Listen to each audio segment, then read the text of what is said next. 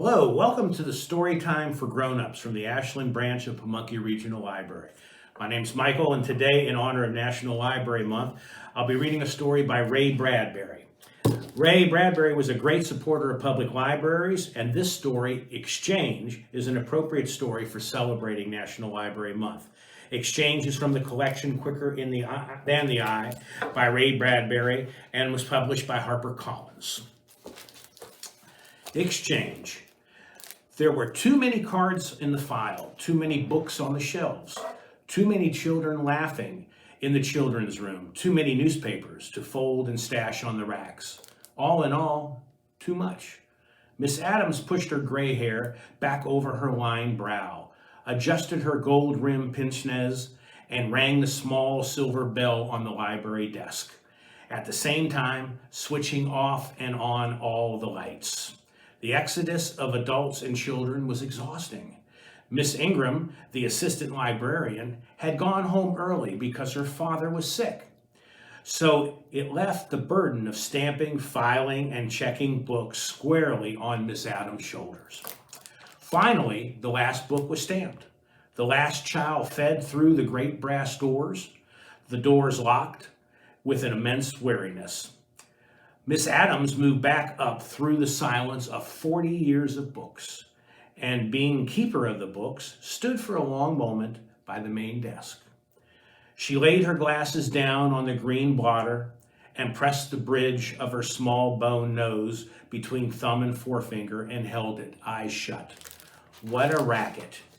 Children, finger painted or cartoon frontispieces, all ladled their roller skates.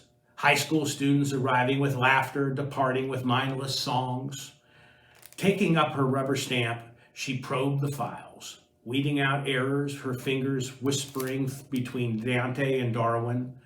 A moment later, she heard the rapping on the front door and saw a man's shadow outside, wanting in. She shook her head. The figure pleaded silently, making gestures. Sighing, Miss Adams opened the door, saw a young man in a uniform, and said, "It's late. We're closed." She glanced at his insignia and added, "Captain." "Hold on," said the captain. "Remember me?" And repeated it as she hesitated. "Remember?" She studied his face, trying to bring light out of the shadow. "Yes, I think I do," she said at last. "You once borrowed books here." "Right.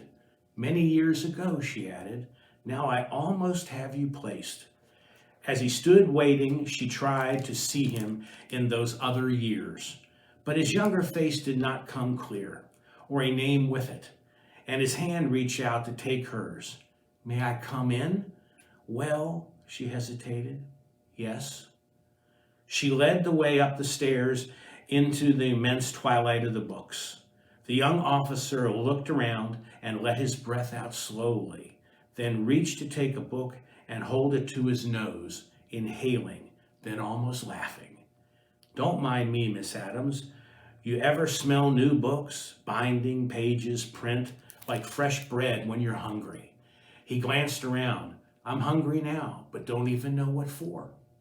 There was a moment of silence, so she asked him how long he might stay. "Just a few hours. I'm on the train from New York to LA, so I came up from Chicago to see old places, old friends." His eyes were troubled, and he fretted his cap, turning it in his long, slender fingers. She said gently, "Is there anything wrong? Anything I can help you with?" He glanced out the window at the dark town, and just with a few lights in the windows of the small houses across the way. "I was surprised," he said. "By what?" "I don't know what I expected. Pretty damn dumb," he said, looking from her to the windows, "to expect that when I went away, everyone froze in place, waiting for me to come home. That when I stepped off the train, all my old pals would unfreeze, run down, and meet me at the station. Silly." "No," she said, more easily now. "I think we all imagine that. I visited Paris as a young girl. I went back to France when I was 40 and was outraged that no one had waited. Buildings had vanished and all the hotel staff where I had once lived, had died, retired, or traveled. He nodded at this, but could not seem to go on. Did anyone know you were coming, she asked. I wrote a few, but no answers. I figured, hell, they're busy, but they'll be there. They weren't. She left the next words come off her lips and was faintly surprised. I'm still here, she said. You are, he said with a quick smile, and I can't tell you how glad I am. He was gazing at her now with such intensity that she had to look away. You know, she said, I must confess, you do look familiar, but I don't quite fit your face with the boy who came in here 21 years ago. And as far what he looked like, well, that other one, me, well, he brought out a smallish wallet which held a dozen pictures and handed over a photograph of a boy, perhaps 12, with an impish smile and wild blonde hair, looking as if he might catapult right out of the frame. Ah, yes, Miss Adams adjusted her pince-nez and closed her eyes to remember. That one, Spaulding, William Henry Spaulding. He nodded and peered at the picture in her hands anxiously. Was I a lot of trouble? Yes, she nodded and held the picture closer and glanced up at him. A fiend, she handed the picture back, but I loved you. Did you? He said and smiled more broadly. In spite of you, yes. He waited a moment and then said, do you still love me? She looked to the left and the right as if the dark stacks held the answer. It's a little early to know, isn't it? Forgive. No, a good question. Time will tell. Let's not stand like frozen friends who don't move. Come along. I've just had some late night coffee. There may be some left. Give me your cap. Take off that coat. The file index is there. Go look up your old library cards for the heck of it. Are they still there? In amazed? Librarians save everything. You never know who's coming in on the next train. Go. When she came back with the coffee, he stood staring down into the index file like a bird fixing its gaze on a half-empty nest. He handed her one of the old purple stamped cards. My God, he said, I took out a lot of books. 10 at a time, I said. No, but you took them. And added, read them. Here, she put his cup on the top of the shelf and waited while he drew out canceled card after card and laughed quietly. I can't believe. I must not have lived anywhere else but here. May I take this with me to sit? He showed the cards. She nodded. Can you show me around? I mean, maybe I've forgotten something. She shook her head and took his elbow. I doubt that. Come on. Over here, of course, is the adult section. I begged you to let me cross over when I was 13.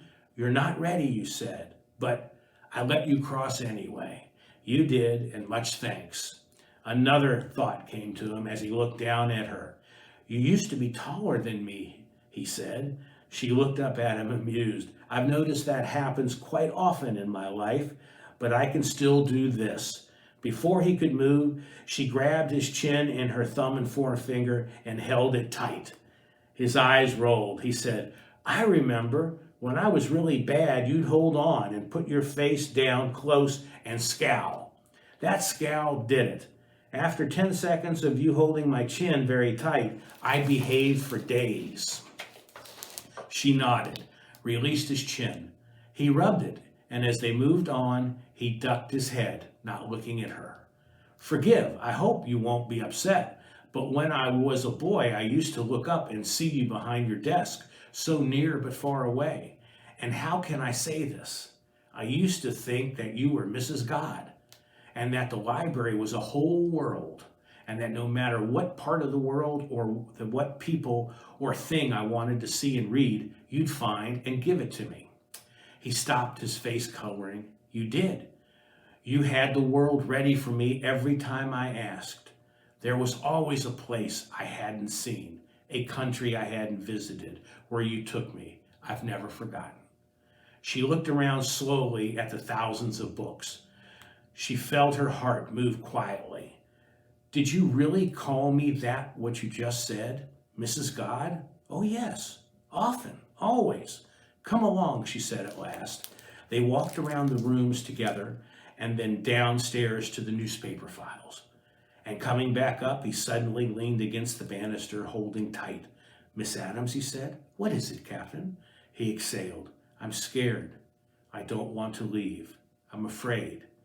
Her hand, all by itself, took his arm, and she finally said there in the shadows, sometimes I'm afraid too. What frightens you? I don't want to go away without saying goodbye. If I never return, I want to see all my friends, shake hands, slap them on the back. I don't know, make jokes.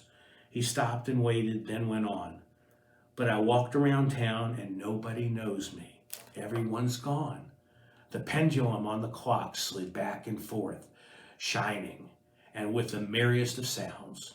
Hardly knowing where she was going, Miss Adams took his arm and guided him up the last steps, away from the marble vaults below, to a final brightly decorated room, where he glanced around and shook his head. There's no one here either. Did you believe that? Well, where are they? Do any of my old pals ever come here, visit books, borrow books, bring them back late? Not often, she said, but listen, do you realize Thomas Wolfe was wrong? Wolfe, the great literary beast, wrong? The title of one of his books. You can't go home again, he guessed. That's it. He was wrong. This is home. Your friends are still here. This was your summer place. Yes, myths, legends, zombies, Aztec kings, wicked sisters who spat toads, where I really lived, but I don't see my people. Well, and before he could speak, she switched on a green shaded lamp that shed a private light on a small table. Isn't this nice, she said. Most libraries today, too much light. There should be shadows, don't you think? Some mystery, yes? So that late nights the beasts can crawl out of the stacks and crouch by this jungle light to turn the pages with their breath. Am I crazy? Not that I noticed. Good. Sit. Now that I know who you are, it all comes back. It couldn't possibly. No, you'll see. She vanished into the stacks and came out with 10 books that she placed upright, their pages a trifle spread so they could stand, and he could read the titles. The summer of 1930, when you were, what, 10? You read all of these books in 1 week. Oz, Dorothy, The Wizard. Oh, yes. She placed still others nearby. Alice in Wonderland, Through the Looking Glass. A month later, you reborrowed both. But I said, you've already read them. But you said, not enough so I can speak. I want to be able to tell them out loud. My God, he said quietly, did I say that? You did. Here's more you read a dozen times. Greek myths, Roman, Egyptian, Norse myths, Chinese. You are ravenous. King Tut arrived from the tomb when I was 3. His picture in the Rotogravure started me. What else have you there? Tarzan of the Apes, you borrowed it 3 dozen times. John Carter, Warlord of Mars, 4 dozen. My God, dear lady, how come you remember all these things? You never left. Summertimes you were here when I unlocked the doors. You went home for lunch, but sometimes brought sandwiches and sat out by the Stone Lion at noon. Your father pulled you home by your ear some nights when you stayed late. How could I forget a boy like that? But still, you never played, never ran out in baseball weather or football, I imagine. Why? He glanced toward the front door. They were waiting for me. They? You know, the ones who never borrowed books, never read. They, them, those. She looked and remembered. Ah, yes, the bullies. Why did they chase you? Because they knew I loved books and didn't care much for them. It's a wonder you survived. I used to watch you reading Hunchback late afternoons. You look so lonely. No, I had these. Company. Here's more. She put down Ivanhoe, Robin Hood, Treasure Island. Oh, he said, and dear and strange Mr. Poe. How I loved his Red Death. You took it so often, I told you to keep it on a permanent loan unless someone else asked for it. Someone did 6 months later, and then you brought it in. I could see it was a terrible blow. A few days later, I let you have Poe for another year. I don't recall. Did you ever? It's out in California. Shall I? No, no, please. Well, here are your books. Let me bring others. She came out not carrying many books, but one at a time, as if each one were indeed special. She began to make a circle inside the Stonehenge circle, and as she placed the books in lonely splendor, he said their names, and then the names of the authors who had written them, and then the names of those who had sat across from him so many years ago and read the books quietly or sometimes whispered the finest parts aloud, so beautifully that no one said quiet or silence or even shh. She placed the first book, and there was a wild field of broom and wind blowing, a young woman across the field. As it began to snow, someone far away called Kathy, and as the snows fell, she saw a girl who walked to school in the 6th grade, seated across the table, her eyes fixed to the wind-blown field and the snow and the lost woman in another time of winter. A second book was set in place, and a black and beauteous horse raced across a summer field of green, and on that horse was another girl who hid behind the book and dared to pass him notes when she was 12. And then there was a far ghost with a snow-maiden face whose hair was a long golden harp played by the summer airs. She, who was always sailing to Byzantium, where emperors were drowsed by golden birds that sang in clockwork cages at sunset and dawn. She who always skirted the outer rim of school and went to swim in the deep lake 10,000 afternoons ago and never came out, so was never found. But suddenly now she made landfall here in the green shaded light and open yates to at last sail home from Byzantium. And on her right, John Huff, whose name came clearer than the rest, who claimed to have climbed every tree in town and fallen from none, who had raced through the watermelon patches, treading melons, never touching earth, to knock down rainfalls of chestnuts with one blow, who yodeled at the sun-up window and wrote the same Mark Twain book report in 4 different grades before the teachers caught on.